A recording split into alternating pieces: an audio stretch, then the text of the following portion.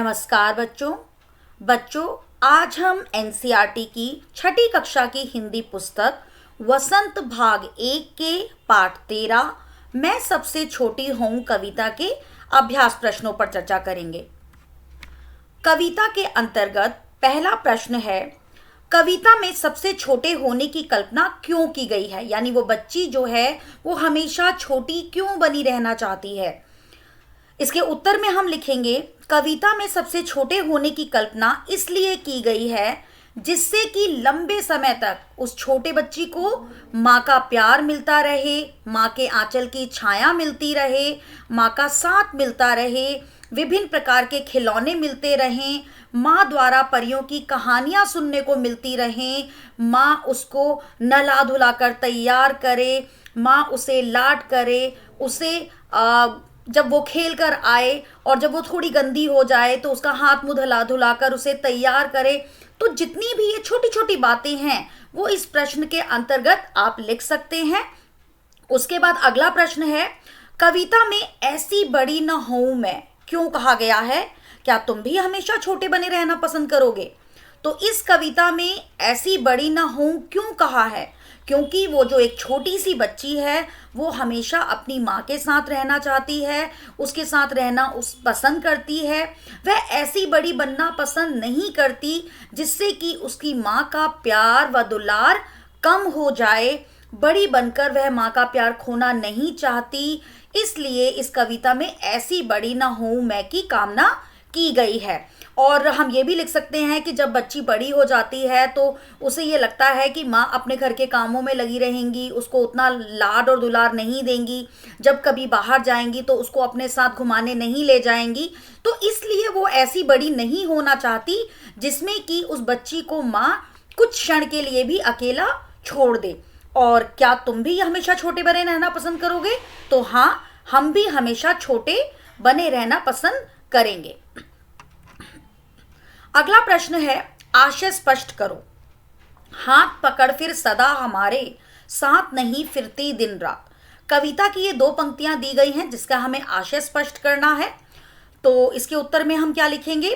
कवि सुमित्रा नंदन पंत द्वारा रचित कविता मैं सबसे छोटी हूं की इन पंक्तियों का आशय यह है कि बच्ची अपनी माँ की सबसे छोटी संतान बनकर रहना चाहती है, क्योंकि बड़े हो जाने पर उसका सांप माँ से छूट जाता है। जिस तरह छोटे रहने पर माँ हमेशा बच्ची के साथ रहकर समय तथा प्यार देती है, वैसा अब वो नहीं करती। माँ उसे हर जगह साथ नहीं ले जाती, वह हमेशा माँ का साथ चाहती है। वो ये चाहती है कि माँ जहाँ भी जाए दिन रात माँ उसका हाथ पकड़कर हमेशा उसे अपने साथ ही रखे। अगला प्रश्न है, अपने छुटपन में बच्चे अपनी माँ के बहुत करीब होते हैं। इस कविता में नजदीकी की कौन कौन सी स्थितियां बताई गई हैं? कविता के अंतर्गत कौन कौन सी बातें बताई गई हैं जिससे हमें यह पता चलता है कि माँ के साथ बच्चे का बहुत ही करीबी रिश्ता है? तो उसमें क्या क्या आ जाएगा? माँ की गोदी में सोना, परियों की कहानी सुनना, उसके आंचल को पकड़कर चलना, उसके आंचल में अपना मुंह ढक लेना, उसके द्वारा उसके हाथों से खाना खाना, उसके हाथों से सजना संवरना आदि इस कविता में नजदीकी की स्थितियां बताई गई हैं। अगला प्रश्न कविता से आगे से है, जिसके अंतर्गत पहला प्रश्न है, तुम्हारी माँ तुम लोगों के लिए क्या क्या काम करती है? ये प्रश्न आप अपने अनुसार लिख सकते हैं। जो जो काम आपकी माँ आपके लिए करती हैं आप वो सभी बिंदु इस प्रश्न के अंतर्गत लिख सकते हैं। यहाँ पर कुछ उदाहरण मैंने दिए हैं। हमारी माँ हमारे लिए निम्नलिखित कार्य करती हैं, जैसे वह हमें कभी भी अपने से अलग नहीं करती, वह दिन रात हमें अपने साथ लिए फिरती हैं, वह हमें प्यार से अपनी गोदी में सुलाती हैं, अपने हाथों से नहलाती धुलाती और तैयार करती हैं, वह हमें खाना खिलाने के बाद मुंह हाथ धुलवाती हैं, धूल आदि पोंछकर हमें सजाती संवारती हैं, वह हमें परियों की कहानी सुनाती हैं, मेरी हर ज़रूरत का ध्यान रखती हैं तथा मुझे अच्छी बातें सिखाती हैं, गृह कार्य कराती हैं, मुझे पढ़ाती हैं, मुझे बहुत कुछ सिखाती हैं। तो हम इसमें बहुत सारे बिंदु लिख सकते हैं। आप लोगों को जितने और बिंदु लिखने हैं आप वो सभी बिंदु इस प्रश्न के उत्तर में लिख सकते हैं। अगला प्रश्न है, यह क्यों कहा गया है कि बड़ा बनाकर माँ बच्चे को छलती है। ऐसा इस कविता में क्यों कहा गया? वो बच्ची ऐसा क्यों कहती है? वो बच्ची ऐसा क्यों कहती है? क्योंकि उसे लगता है कि माँ जब बच्चों को बड़ा बना देती है तब उसका साथ छोड़कर अपने कामों में लग जाती है। तब वह उसे ना तो नहलाती धुलाती है, ना उसे अपने हाथों से खाना खिलाती है, ना उसे परियों की कहानी सुनाती है, और ना उसे खेलने के लिए हर रोज खिलौने लेकर देती है। तब बच्चों को लगता है कि बड़ा होने पर माँ उसे छलती है, क्योंकि माँ वो सब चीजें नहीं करती जब वो उसके छोटे होने पर करती है। अगला प्रश्न है, उन क्रियाओं को गिनाओ जो इस कविता में माँ अपनी बच्ची या बच्चे के लिए करती है। अब माँ क्या क्या करती है अपनी बच्ची के लिए इस कविता में? माँ अपने बच्चे को गोदी में सुलाती है, आंचल पकड़वाकर साथ साथ रखती है, खाना खिलाती है, नहलाती धुलाती है, सजाती संवारती है, खिलौने देती है, परियों की कहानियां सुनाती है, अच्छी अच्छी बातें सिखाती और पढ़ाती है। अगला प्रश्न अनुमान और कल्पना से है, जिसके उत्तर हमें अपने अनुमान और कल्पना से लिखने हैं। तो जरूरी नहीं कि आप यही उत्तर लिखें, आप इसमें अपने उत्तर भी लिख सकते हैं, क्योंकि ये आपके काल्पनिक उत्तर हैं जो आपको अपने अनुसार लिखने हैं। इस कविता के अंत में कवि माँ से चंद्रोदय दिखा देने की बात क्यों कर रहा है, और चांद के उदित होने की कल्पना करो और अपनी कक्षा में बताओ। तो ऐसा क्यों कहा गया है, चंद्रोदय दिखाने की बात क्यों की गई है? तो बच्चों को चांद को उदित होते देखना अत्यंत रोचक लगता है। वे अक्सर माता पिता से चांद को देखने या उसे हाथ में लेने की जिद करते हैं। चंद्रोदय का दृश्य अत्यंत सुहाना लगता है। चांदनी रात बहुत ही शीतल लगती है, जो आंखों और हृदय को ठंडक पहुंचाती है। और बहुत से बच्चों को तो अपनी माँ का मुखड़ा ही चांद के समान लगता है, और वो अपनी माँ के चांद से मुखड़े को देखने के लिए भी जिद करते हैं। और आपने ये भी सुना होगा कि जब बच्चे छोटे होते हैं तो माँ क्या लोरी सुनाती है, चंदा मामा दूर के। तो वो चांद को क्या कहती है कि चांद जो है वो आपका मामा है। तो इस तरीके से चांद से एक बच्चे का कनेक्शन बचपन से ही जुड़ जाता है। तो इसलिए कविता में कवि ने चंद्रोदय दिखाने की बात कही है। उसके बाद अगला प्रश्न है, इस कविता को पढ़ने के बाद एक बच्ची और उसकी माँ का चित्र तुम्हारे मन में उभरता है। वह बच्ची और क्या क्या कहती होगी, क्या क्या करती होगी, कल्पना करके एक कहानी बनाओ। अब जो हमने कविता पढ़ी उसके आधार पर आपको क्या लगता है कि वो बच्ची कैसी होगी, वो माँ कैसी होगी, और उन दोनों के आधार पर आपको एक काल्पनिक कहानी बनानी है। तो यहाँ मैंने एक छोटी सी कहानी बनाई है, लेकिन आप इस कहानी को अपने अनुसार बना सकते हैं। जो आपको उस कविता को पढ़ के लगता है कि वो बच्ची ऐसी होगी, तो आप लोग अपनी अपनी कहानी लिख सकते हैं। और मैंने जो कहानी लिखी है वो हम पढ़ लेते हैं। वह बच्ची दिन भर माँ के साथ उसके आगे पीछे घूमती होगी। वह माँ के साथ रसोई में, बैठक में, शयनागार में और छत पर जाती होगी। वह एक मिनट भी चुप नहीं रहती होगी। कई तरह के सवाल माँ से पूछती होगी। माँ तुम क्या कर रही हो? माँ तुम क्या बना रही हो? माँ ये क्या है? माँ यह कैसे होता है? रसोई में जाकर वह माँ से जिद करती होगी कि वह भी रोटी बेलेगी। बैठक में जाकर वह कहती होगी कि वही टीवी चलाएगी। शयनागार में वह गद्दे पर बैठकर बिस्तर पर जाती होगी। अब शयनागार क्या है? बेडरूम। और उसमें वो क्या करती होगी? गंदे पैर से ही बिस्तर पर चढ़ जाती होगी। जब बच्चा खेल कर आता है तो क्या करता है? गंदे पैर से ही बिस्तर पर चढ़ जाता है और चादर को समेट देती होगी।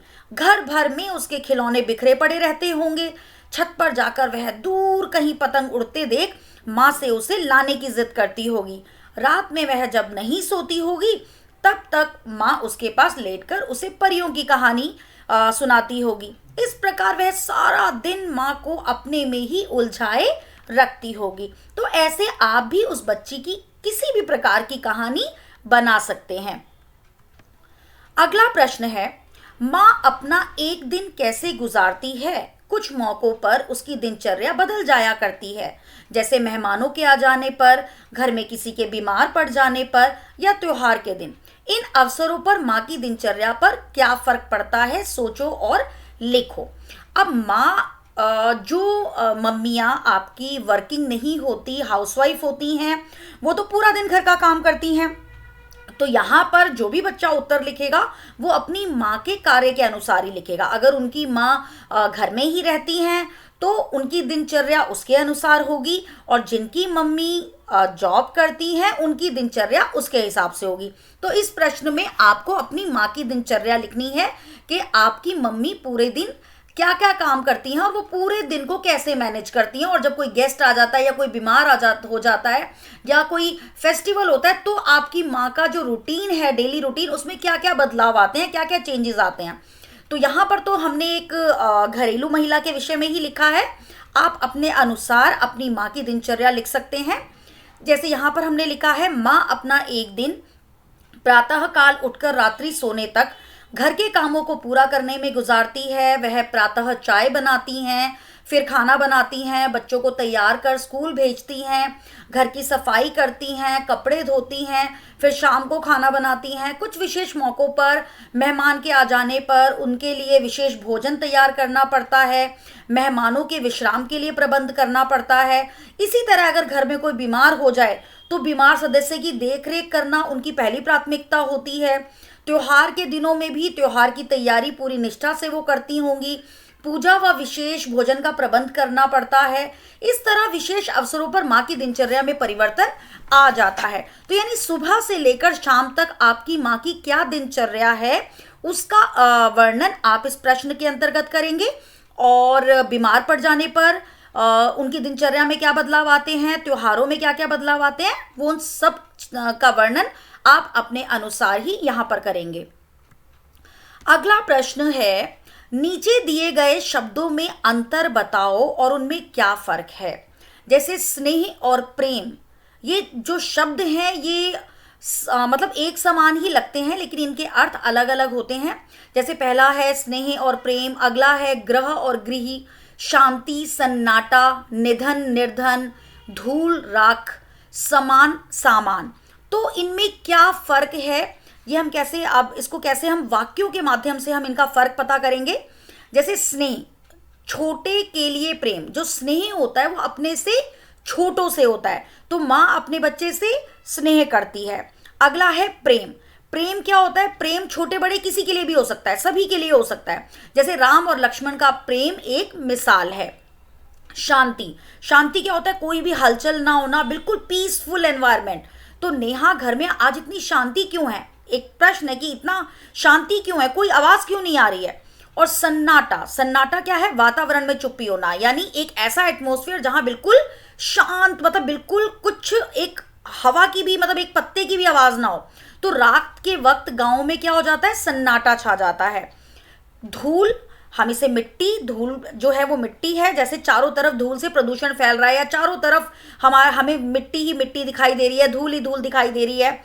अगला है राख, राख क्या होता है, लकड़ी या कोयले के जलने के बाद जो बचा हुआ पदार्थ होता है उसे हम राख कहते हैं। तो राख किससे बनती है, कोयले से बनती है, लकड़ी से बनती है, किसी भी ज्वलनशील जो भी हमने जलाया है, जो उसका जो बच जाता है वो सारा क्या होता है, राख। उसके बाद ग्रह, ग्रह होता है, एक होता है नक्षत्र, जैसे जो वैज्ञानिकों ने सौर मंडल में 8 ग्रह बताए हैं जो हमारे प्लैनेट्स हैं, वो क्या है, ग्रह। और गृह, गृह क्या है, घर। जैसे ओजस को गृह कार्य नहीं मिला, या आज मैंने गृह कार्य नहीं किया, तो ऐसे कोई भी आप वाक्य बना सकते हैं। निधन, एक निधन है मृत्यु और निर्धन है गरीब, सिर्फ र की मात्रा लग गई है, तो निधन यानी सेठ जी के निधन से गांव में शोक की लहर दौड़ गई। तो ऑब्वियस है जब किसी की कोई मृत्यु हो जाती है तो वहां पर शोक का माहौल हो जाता है। अगला है निर्धन गरीब, हमारे देश में बहुत सारे निर्धन व्यक्ति हैं, बहुत सारे निर्धन लोग हैं जो यहाँ पर निवास करते हैं। उसके बाद समान, समान है बराबर, इक्वल, हमारे देश में सभी लोगों को समान अधिकार मिला हुआ है, यानी सबको समान अधिकार है, सबको सबके साथ हमें कैसा बिहेवियर करना चाहिए, इक्वालिटी का। और अगला है सामान, सामान क्या होता है, वस्तु, जैसे घर में सामान बिखरा पड़ा है। तो इस प्रकार आपने देखा कि यहाँ पर हमने इन शब्दों को वाक्यों के माध्यम से समझा कि उन दोनों शब्दों में क्या अंतर है।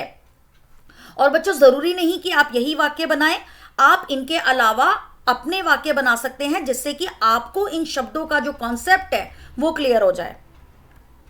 अगला है, कविता में दिन रात शब्द आया है, दिन रात का विलोम है, तुम ऐसे 4 शब्दों के जोड़े सोचकर लिखो जो विलोम शब्दों से मिलकर बने हों। जोड़ों के अर्थ को समझने के लिए वाक्य भी बनाओ, जैसे दिन रात। वैसे ये दोनों एक दूसरे के विपरीत हैं, लेकिन हम अधिकतर इन दोनों को एक साथ प्रयोग करते हैं। तो आपको ऐसे ही 4 या 5 जितने भी शब्द हैं, आपको ऐसे जोड़े बनाने हैं शब्दों के जो एक दूसरे के विपरीत हों और उन्हें हम एक साथ ही प्रयोग करते हों। जैसे हमने यहाँ लिखा आना जाना, तो आज त्योहार के दिन मेहमानों का आना जाना लगा हुआ है। छोटा बड़ा, हमें छोटे बड़े सभी के साथ अच्छा व्यवहार करना चाहिए। जीवन मरण, जीवन मरण ईश्वर के हाथ में है। अपना पराया, यहां अपना पराया कोई नहीं, सब बराबर हैं। लाभ हानि, व्यापार में लाभ हानि लगा ही रहता है। भला बुरा, हमें भला बुरा देखकर ही कार्य करना चाहिए। तो यहां पर आपने देखा कि ये सारे जो जोड़े हमने यहां पर दिए हैं, ये सारे एक दूसरे के विपरीत हैं, लेकिन वाक्यों में ये एक साथ ही प्रयोग किए जाते हैं। अगला जो ये प्रश्न है आपकी पुस्तक का आखिरी प्रश्न, इसमें क्या है कि कक्षा में बच्चों को उनकी मर्जी में 2 समूह में रखें। एक समूह में वे बच्चे जो छोटे बने रहना चाहते हैं और दूसरे समूह में वे जो बड़े होना चाहते हैं। इन दोनों समूह के सभी बच्चे एक एक करके बताएंगे कि वे क्यों छोटे बना रहना चाहते हैं या क्यों बड़े होना चाहते हैं। तो बच्चों यहाँ पर आप अपने आप ही काल्पनिक उत्तर देंगे। आप आपके अपने घर में ही आप अपनी फैमिली मेंबर में ये देख लीजिए, क्योंकि मतलब आपको एक इमेजिनरी आंसर बनाना है। तो आप ये क्लास में भी कर सकते हैं या अपने फ्रेंड्स के साथ भी कर सकते हैं कि अच्छा तुम हमेशा छोटे बने रहना चाहते हो तो तुम क्या सोचते हो, और अगर मैं बड़ा होना चाहता हूँ तो मैं क्या सोचता हूँ। तो ऐसे आपको इमेजिनरी आंसर इसका लिखना है और अपनी बातों को शेयर करना है कि छोटे बने रहने के क्या फ़ायदे हैं और बड़े होने के क्या फ़ायदे हैं, या छोटे बड़े रहने से क्या नुकसान है और बड़े रहने से क्या नुकसान है, जो भी आपको इस कविता के माध्यम से समझ आता है। तो बच्चों, आज हमने पाठ के प्रश्नोत्तर किए और आशा करती हूँ कि आपको सभी प्रश्नोत्तर समझ आ गए होंगे। धन्यवाद।